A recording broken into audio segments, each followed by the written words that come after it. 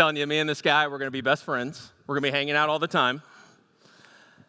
And if he goes through anything that I went through, he is going to 100% be supported.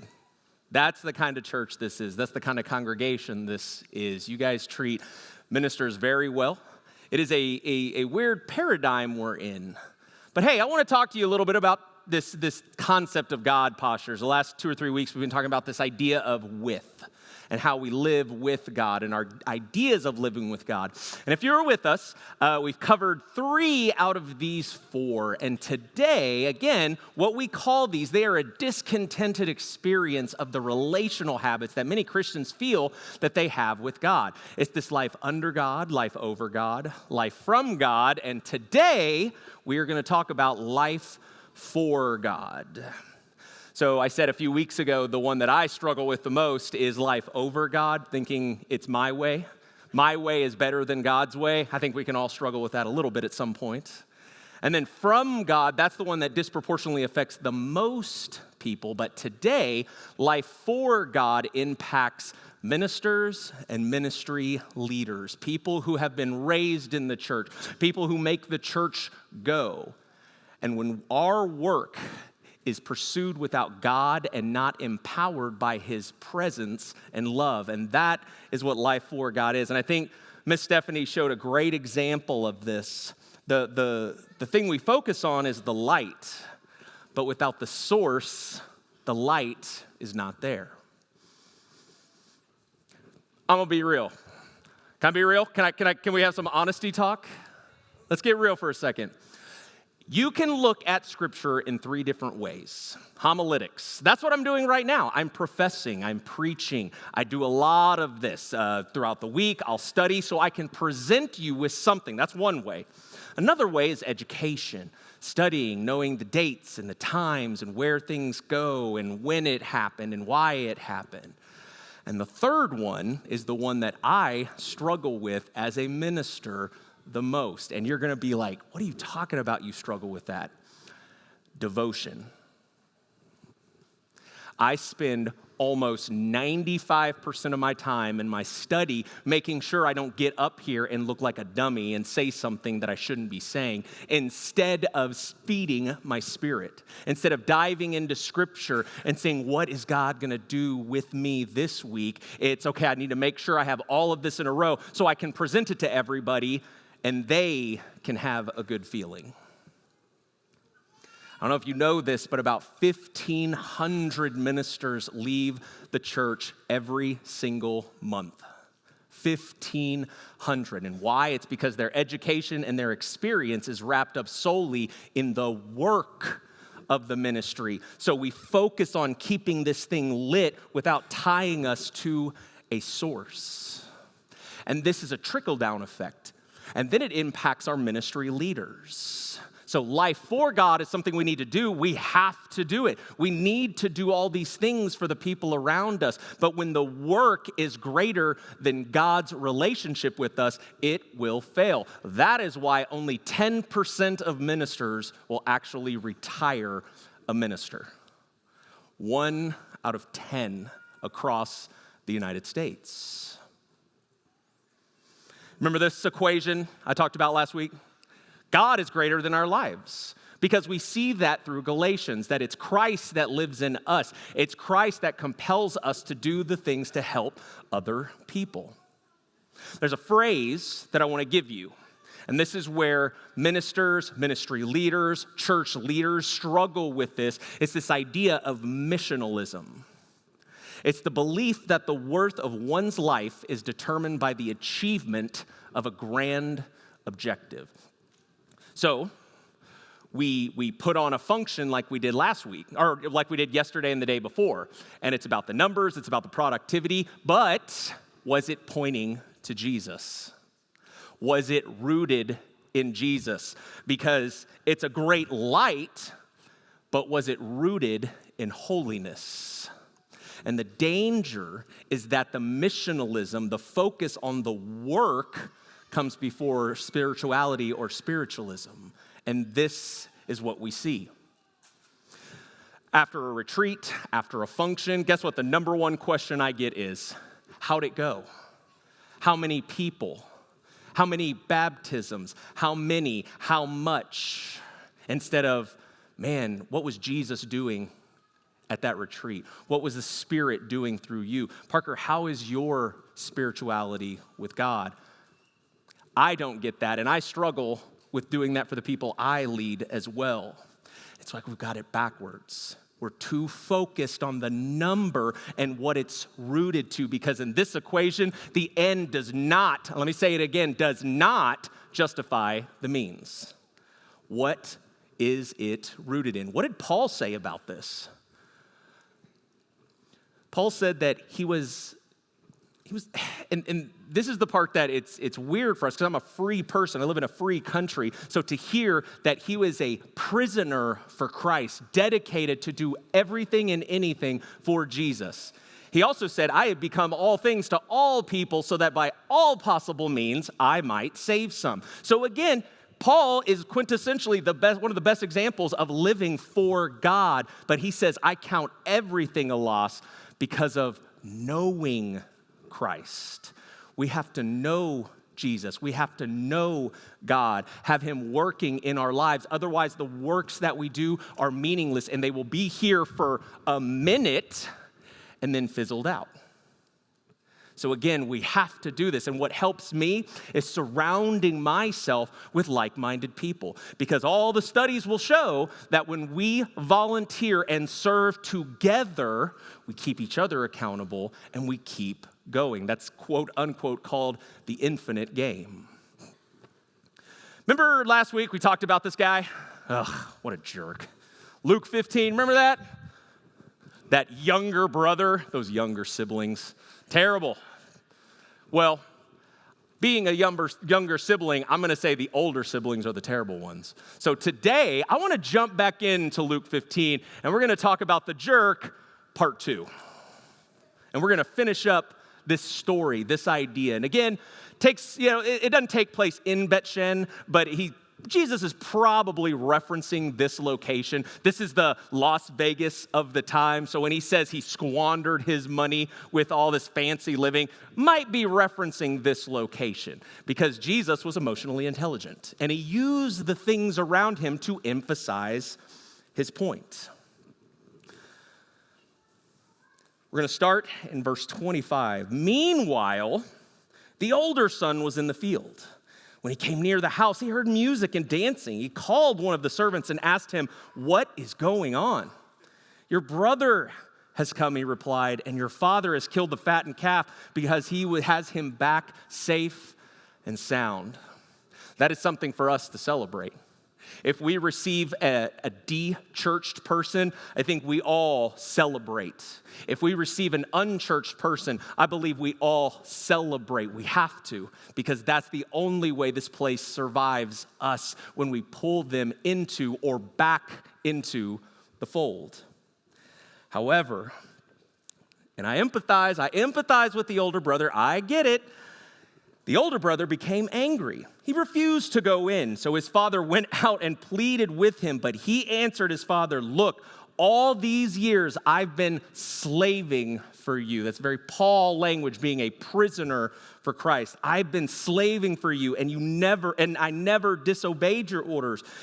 Yet you never gave me a young goat so I could celebrate with my friends. But even when this son of yours, who has squandered your property with prostitutes, come home, you kill the fattened calf for him." He missed it. He was focusing on the mission, and he didn't realize that he was with his father the whole time. He was just within proximity of his father. But everything his father had, he was already there. He already had it. This is missionalism. He was focusing on the stuff and not realizing who he was with the whole time. And the father reiterates this, "My son, you are always with me, and everything I have is yours," because he missed it. He missed that idea. And that is what we got. I call that the beauty of grace, is it makes life unfair. Here I am busting my tail, making sure the ministry keeps going for the next generation. I got preachers all sitting out in this audience right now that dedicated 40, 50 years, and then someone can just come in off the street and be like, I want to be a part of this now, even though they squandered their life. That is the beauty of the grace in Jesus Christ. It is for everyone at any given time, and that is why we do it. But we had to celebrate and be glad because this brother of yours was dead and is alive again. He was lost and is found. And I love how he says we had to celebrate. We have to, because that's why we continue to do it. That's what the devotion plays into it for me. So that way it strengthens what I need to do for the next generation, for the de-churched, for the unchurched. Because if we are not rooted, all this is a shiny toy that we're chasing. What is our work rooted in?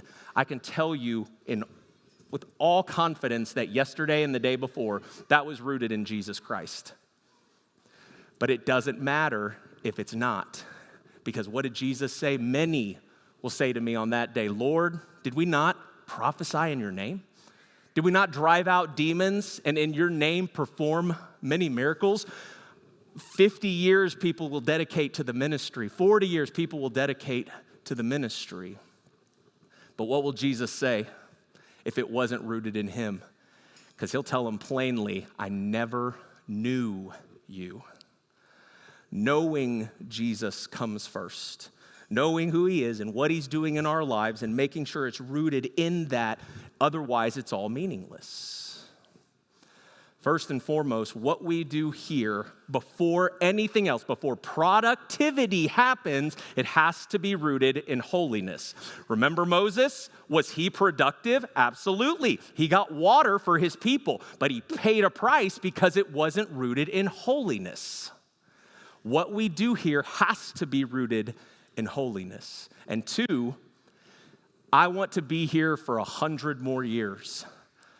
I don't want to be a statistic because of burnout or moral failure. That's why I need your help. I need your help. We all need to be in on this, and that way we hold each other accountable, and then we can do works for the kingdom that is rooted in holiness. We cannot do it by ourselves, and anyone that tells you otherwise, that is a lie from Satan. He does not want us working together. So I asked a few people that question. I wanted to know why people that are not ministers do ministry. Ministry leaders, people who constantly are engaging and constantly volunteering. And their answers are very surprising. Let's take a look.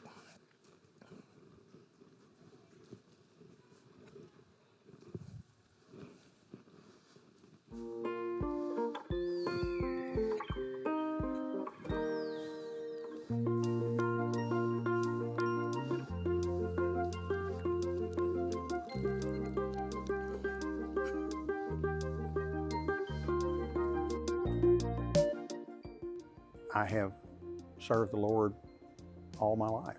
Service is, it's what makes me go.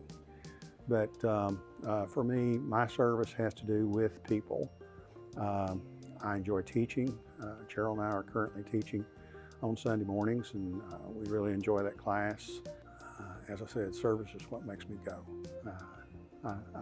I love to serve. I love being served, but I love to serve.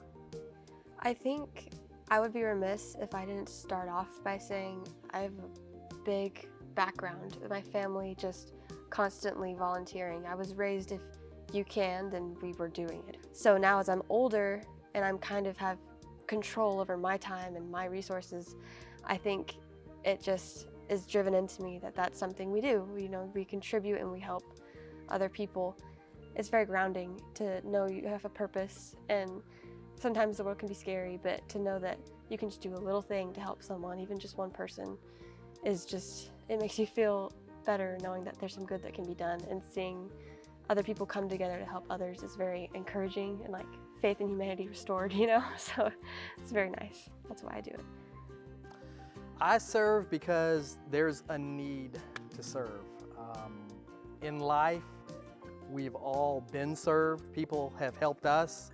There's been times where we've been down. I can't count the number of times people have served me, have helped me. And so it's only natural to pay that forward, to help other people, to serve them. You get plugged in, it feels good, and it's New Testament. It's love the Lord your God, love your neighbor, and that's putting it out there. That's loving your neighbors in real life. So why wouldn't you serve? I volunteer here because we are called to be the hands and feet of Jesus. And this church body gives me many ways to do that in different ways that I wouldn't even think I would do in my normal comfort zone. When I became a Christian, I made it my goal. Everything that I do, everything that not always everything I say, but everything I do, I try to do for Him. I feel that we have to give back. We have to, if it's for the next generation, we have to think about our future. And if we want to think about our future and do for our future, we have to give. We have to show them how to give. Because volunteering is about giving of yourself freely for whatever cause. My cause is for the Lord. So that's why I do what I do.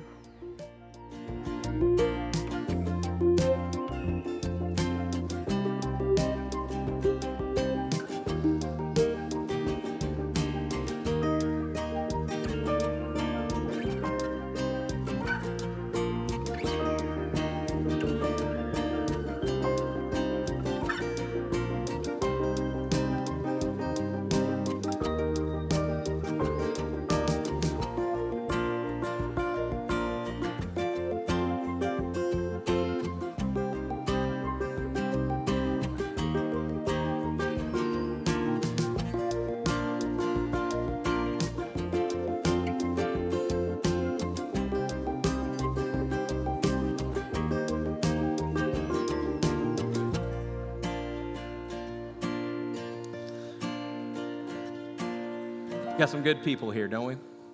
Good people love to volunteer. Well, this is Miss Janelle Hopper. She's our family life minister, and she is the guru of all things volunteerism around here. So I'm going to hand it over to her. Well, you know, one of the things that I love most about Southeast is our commitment to helping others. You know, it is in our mission statement. We exist to change our world by helping others to the glory of Jesus Christ. And you know, that's not just something we say, that's something we live as a church all the time. And if you're like me, watching our recorded announcements this morning, our recap of Haiti and Feed My Starving Children and all the wonderful things that our church did to change the world this weekend and this week, it was exciting, right? I loved seeing your Facebook posts of everybody in their hairnets serving together, and it makes us feel really good about those things. But you know, ministry doesn't just happen on its own. And like Parker was saying earlier, if we just relied on paid staff and ministry leaders to do all the work, we would feel the burnout. The ministry leaders would feel the burnout. It takes all of us, and that's how we make sure that it's something good and rooted in holiness. You know, God designed it for each of us to work together, and so we need every member of the body working together, using the gifts that they've been given. So how do we, especially people who may have never volunteered, how do we go about that? Well, for us to be able to change our world, we have to do it together. And so in a church as large as ours, it takes a little coordination. There's a lot of people who want to serve, and there's a lot of really good ministries, but it's just the trick of matching them up. And so that's a lot of what my job is. My job is finding your skills, your interests, your schedule, and helping you match it to a ministry where you can serve and be a part of the body.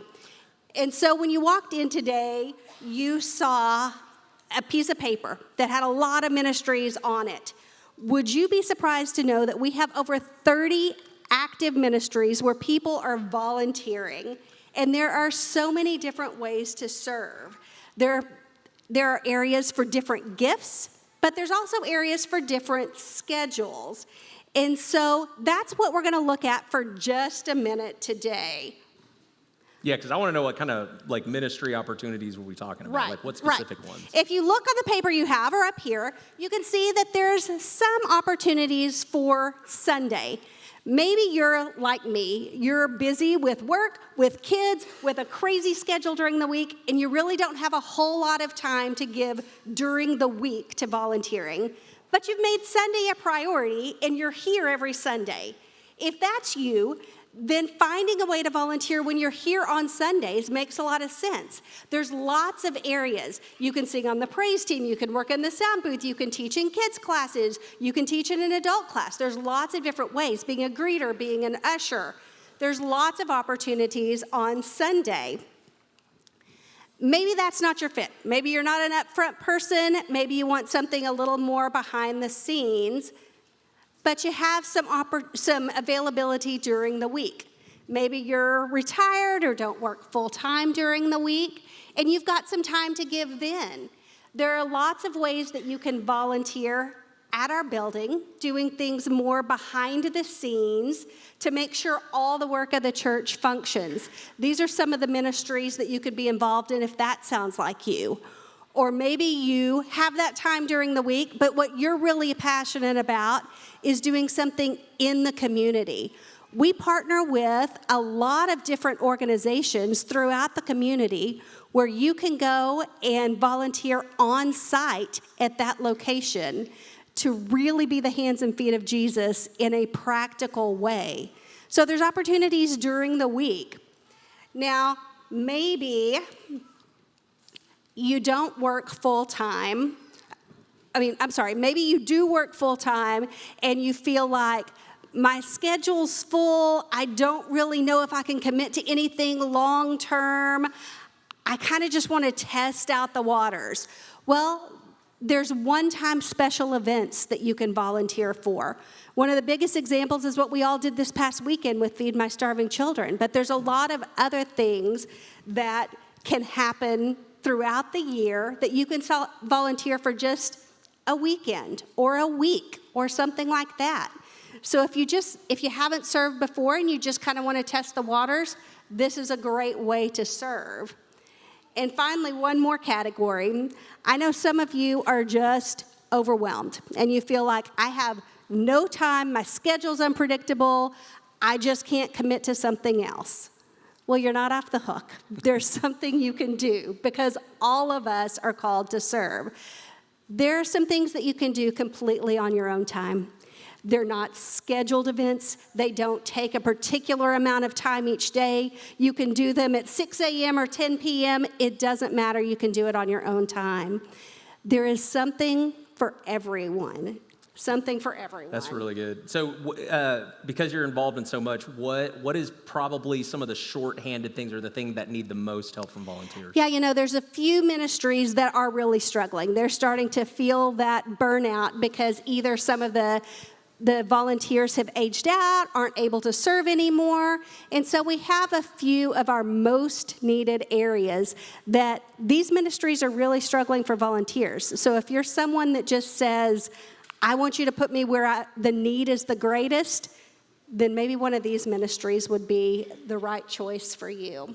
What do they need to do then? What should we all do if we want to get involved and get more serious about this? All right. Well, a couple of logistics. If you are already serving in a ministry and you want to continue serving in that same ministry, you don't have to re-sign up. You don't have to re-up. You don't have to tell me anything. Keep serving. What I'm talking about now is people who are new to ministry or you want to branch out and serve in a new area that you haven't served in before. So, a couple of things you can do. If you say, I know I want to start serving in funeral meals, all you got to do is scan that QR code that's on the screen right now and we'll get you signed up. If you don't do QR codes, come to the lobby afterwards. You can sign up on paper.